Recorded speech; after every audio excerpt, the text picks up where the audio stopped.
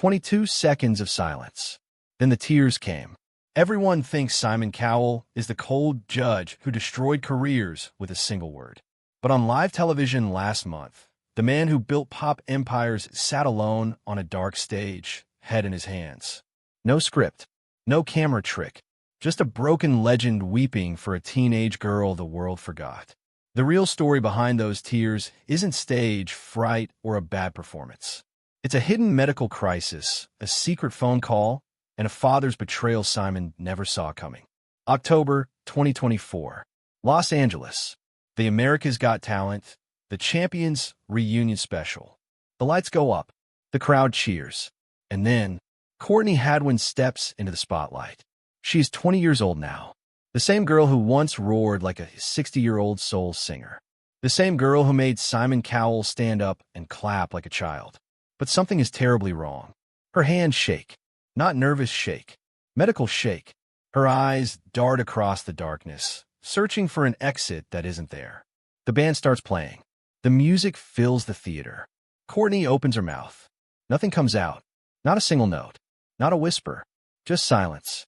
The audience laughs. They think it's a joke. A prank. But Courtney's face tells a different story. She is trapped. The stage manager yells something.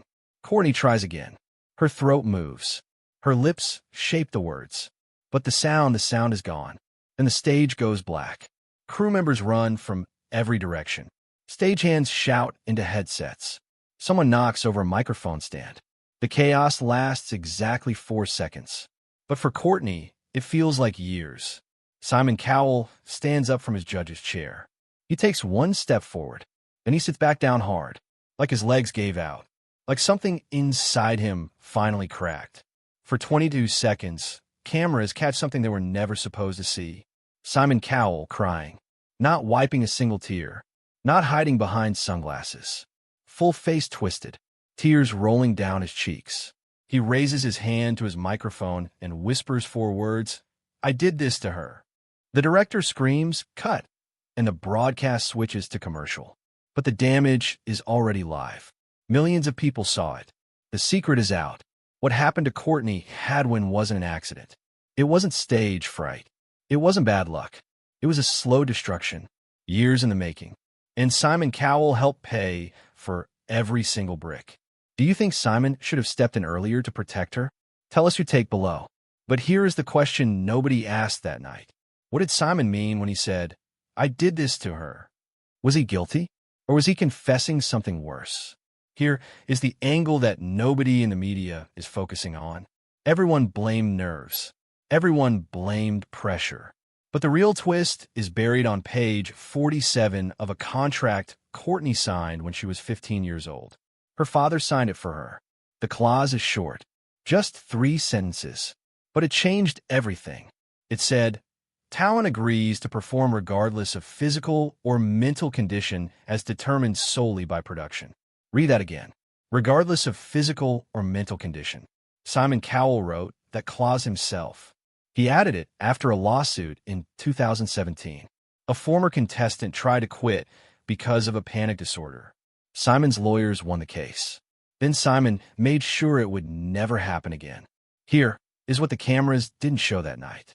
3 weeks before the live show, Courtney's doctor sent a letter to Simon's production office. The diagnosis was clear. Severe vocal cord nodules. Generalized anxiety disorder. The doctor's exact words. Patient cannot perform vocally without risk of permanent damage. Simon's team received that letter at 9:14 a.m. on a Tuesday. By 2 p.m. that same day, Courtney's father received a phone call. A producer named Mark, not Simon, but one of his senior people, gave Courtney's father a choice. 2 options. Option 1. Courtney performs on schedule. Option 2. Simon's lawyers file a breach of contract lawsuit for $1.2 million. Courtney's father didn't ask how Courtney felt. He didn't ask the doctor for a second opinion. He asked one question: when is rehearsal? That night, Courtney tried to tell the stage manager she couldn't breathe. Her chest was tight. Her throat burned. The stage manager looked at her for 3 seconds. Then he grabbed her arm and pushed her toward the lights. "Get out there," he said. "Simon is watching." Simon was watching. from a monitor room backstage. He saw her shaking. He saw her crying.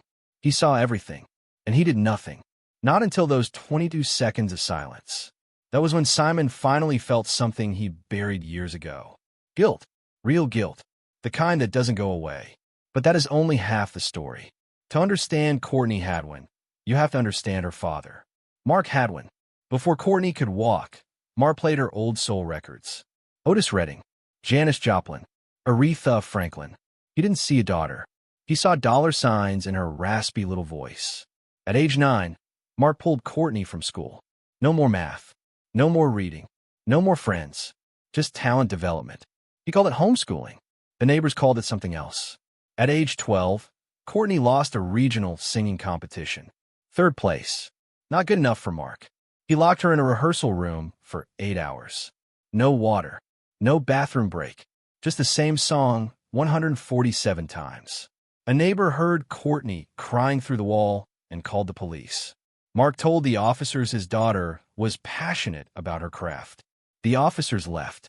Here is the outrageous detail nobody knows. Mark kept a spreadsheet. Every hour Courtney practiced, she owed him $87. He called it investment in her future. By age 14, Courtney owed her own father $312,000. Simon met Mark at a private party in 2017, a music industry event in London. Mark bragged about the spreadsheet.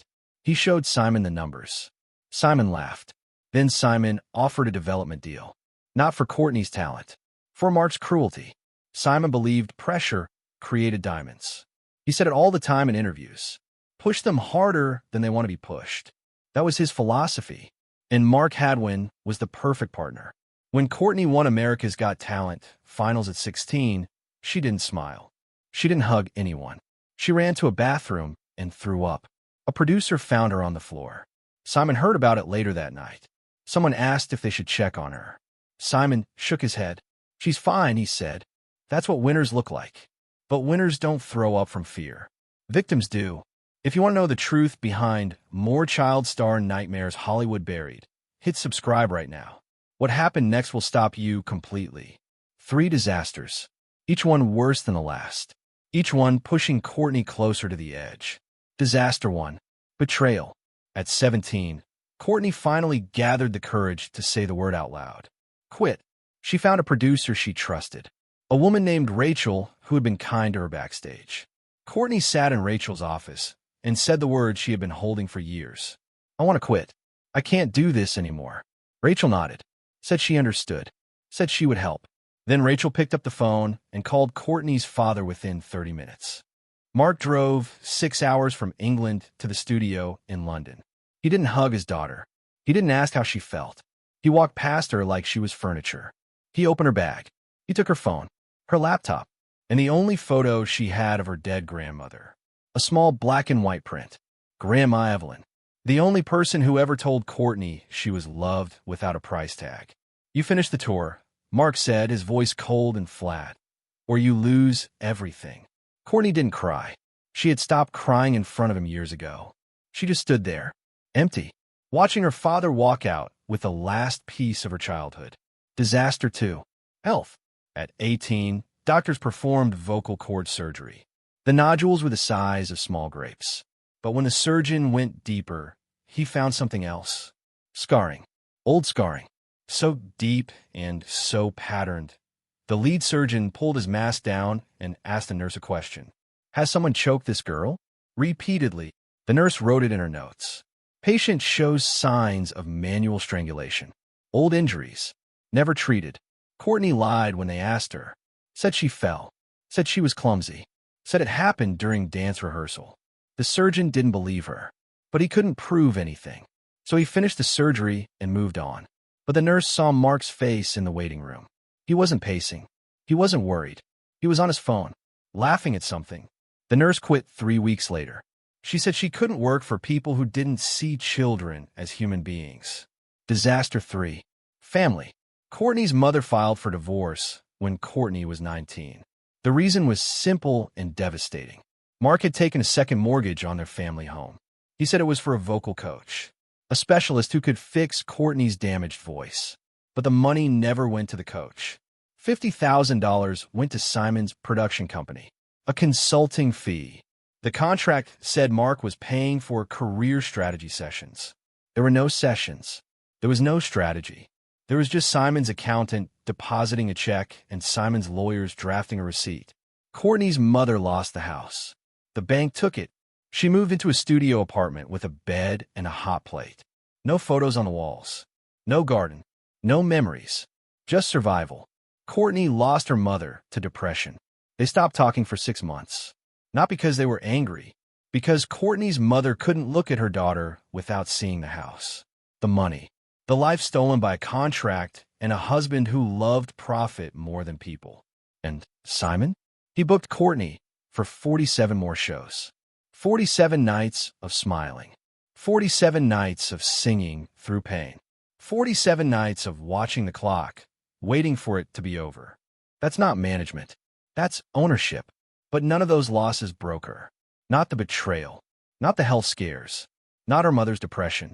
What broke her was so much smaller. And so much worse. March 2024. Las Vegas. Backstage at the Coliseum.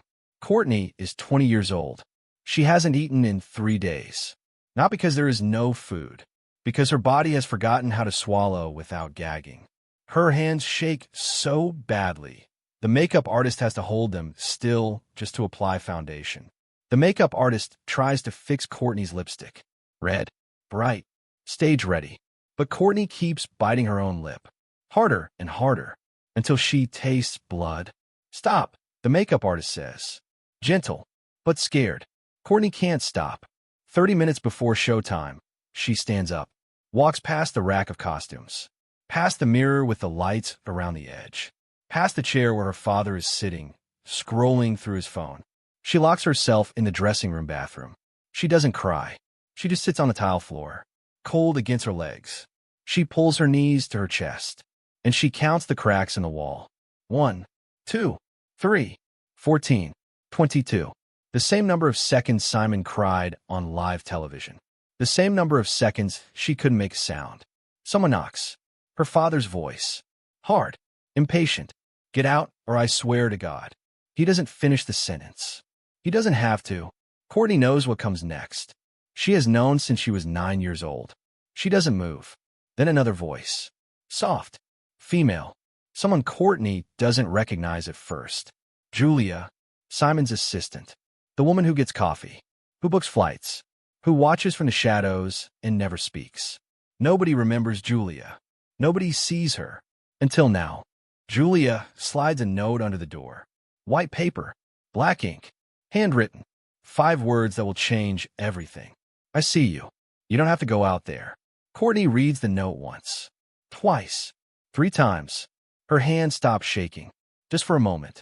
She unlocks the door. Opens it. Julia is standing there. Not tall. Not powerful. Just present. Julia opens her arms. Courtney falls into them. For the first time in 11 years, someone holds her without wanting something back. And then Julia asks a question nobody has ever asked Courtney. What do you want? Not, what does your father want? Not, what does Simon want? Not, what does the contract want? Just what do you want? Courtney whispers. Her voice is small, broken, but clear. I want to go home. But home doesn't exist anymore. Her mother lives in a studio apartment with a hot plate and a broken heart. Her father lives in Simon's pocket, trading his daughter's pain for production credits. And Courtney? She lives in a contract she never signed but can't escape. Maybe you've also felt trapped by someone who was supposed to love you. You're not alone. Share your story with us. Julia looks at Courtney. Then she looks at the door where Mark is still knocking. Louder now. Angrier. Julia makes a decision. What did Julia do next? She didn't call security. She didn't call Simon. She pulled Courtney back into the bathroom, closed the door, pulled out her phone, and she made one call. Not to a producer. Not to a lawyer. To a journalist she knew from college. A woman who had been asking questions about child performers for years. Julia spoke for 90 seconds. Then she hung up, looked at Courtney, and smiled. You're never going back out there, Julia said. Not tonight. Not ever. She quit her job that night. Walked out of the Coliseum with Courtney's hospital records in her bag and the name of a journalist in her phone. But what Julia didn't know was that Simon already knew, and he was already watching. 2 months before that live TV breakdown, Julia did something reckless. She waited until 11 p.m., when the office was empty, when Simon's guards were down. She dialed his personal line, the number only 4 people in the world had. Simon answered on the second ring. Julia didn't warm up, didn't say hello. She told him everything. The doctor's letter, the threats from producers, the dressing room floor where Courtney sat counting cracks in the tile, the spreadsheet, the debt, the photo of a dead grandmother stolen by a father who called it motivation. Simon listened for 12 minutes. Not 12 seconds, 12 minutes. He didn't interrupt, didn't defend himself, just breathed into the phone while Julia talked. When she finished, there was silence. Long silence. The kind of silence that feels like a confession. Then Simon spoke. 5 words. "You're emotional. Call me tomorrow." He hung up. Simon never answered another call from Julia again. Not the next day. Not the week after. Not ever. But Julia didn't stop. She couldn't stop. Not after seeing Courtney on that bathroom floor. Not after hearing a 20-year-old girl whisper, "I want to go home," like it was a dream she stopped believing in years ago. Julia leaked Courtney's medical records to a journalist at the Hollywood Reporter. No names, no photos, just the story of a young performer forced to perform while medically unable. The journalist verified everything. Doctors confirmed. Sources confirmed. The story went live on a Wednesday morning. For 8 hours it spread. Social media exploded. News outlets picked it up.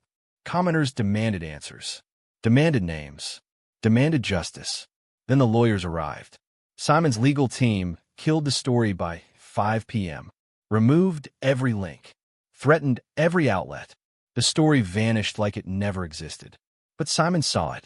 In those 8 hours, he saw himself the way the world would finally see him. Not a genius, not a legend, not a man who discovered stars, a man who turned suffering into content. Whereas Courtney today, she isn't on a stage. She isn't in Los Angeles. She isn't singing for anyone who pays. She is 3,000 miles away from the Coliseum, from the dressing rooms, from the contracts. She is in Maine, a small town nobody has heard of. She works at a bookstore, shelves novels, helps old ladies find romance paperbacks. She lives in a 1-bedroom apartment above a bakery. The smell of bread wakes her up every morning. She hasn't sung in public since Las Vegas. Not once. Her voice is damaged but healing. She sings in her car sometimes, just for herself, just to remember what it felt like before the spreadsheet, before the contract, before her father sold her childhood for a seat at Simon's table. That is why Simon broke down on live television. Not because he felt sorry for Courtney. He never felt sorry for her. Not once in all those years. He broke down because he realized the cameras would finally show his real face. A face the world had been trying to see for decades. 2 weeks after the broadcast, Simon quietly resigned from 3 talent shows. The press release said exhaustion, said he needed a break, said he wanted to spend time with family. But the truth is simpler. Simon Cowell finally understood that some damage doesn't have a reset button. Some stories don't have a redemption arc. Some girls don't come back for the encore.